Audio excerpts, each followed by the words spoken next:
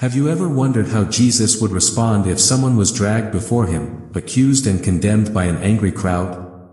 Picture the scene, a tense, chaotic moment, judgment hanging in the air, and no way out.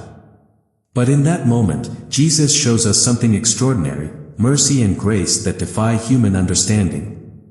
Today, let's dive into the story of the woman caught in sin and discover the heart of God through his Son, Jesus. The story is found in John 8. It's early morning, and Jesus is teaching in the temple. Suddenly, the peace is shattered as a group of Pharisees and teachers of the law burst in, dragging a woman behind them. She's trembling, disheveled, and barely able to stand under the weight of their accusations. "Teacher," they call out, their voices dripping with self-righteousness. This woman was caught in the act of adultery.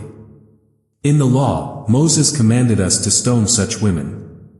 Now, what do you say? The crowd grows silent, hanging on Jesus' every move. But this isn't just about the woman.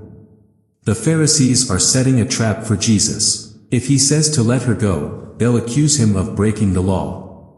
If he agrees to the stoning, he undermines his message of forgiveness and compassion. What does Jesus do? Without a word, he stoops down and begins writing on the ground with his finger. The Pharisees are undeterred. They press him again, their voices louder now, demanding an answer. But Jesus doesn't rush. He doesn't react to their accusations or the tension in the air. Instead, he calmly continues writing. What was he writing? No one knows for sure. Maybe it was the sins of the accusers, written for them to see, or perhaps it was a reminder of the law they claimed to uphold. Whatever it was, his actions spoke volumes. Then Jesus stands up, looks them straight in the eye, and says, "Let any one of you who is without sin be the first to throw a stone at her." Can you feel the silence?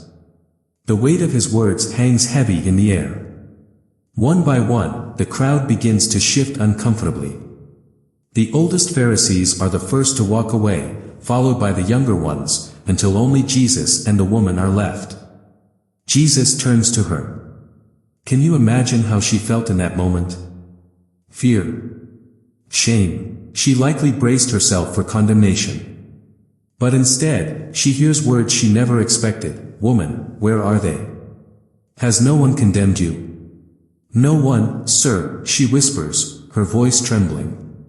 Jesus smiles gently and says, "Then neither do I condemn you. Go now and leave your life of sin." What a moment! Jesus didn't ignore her sin, but he didn't condemn her either. Instead, he offered her mercy and a chance to start over. In this simple yet profound act, Jesus revealed the heart of God, a God whose mercy triumphs over judgment, whose grace invites us to transformation. But this story isn't just about the woman. It's about you. It's about me. We've all fallen short. We've all stood guilty before God. But Jesus doesn't leave us in our guilt and shame. Through his sacrifice on the cross, he offers us the same mercy and grace he extended to that woman. He says to us, "I don't condemn you. Go and live differently." This story also challenges us. How often do we judge others while ignoring the sin in our own lives? Jesus' words, "Let anyone without sin throw the first stone," remind us to look inward and show the same grace to others that he shows to us. If this story has moved you, don't keep it to yourself.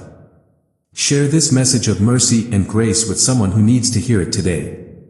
And if you're feeling weighed down by guilt or shame, remember that Jesus is always ready to forgive. He's ready to restore you and lead you into a life filled with hope and purpose. Will you accept his invitation? Let's live in the freedom of his grace and share his love with the world. Don't forget to like, comment, and subscribe for more powerful Bible messages.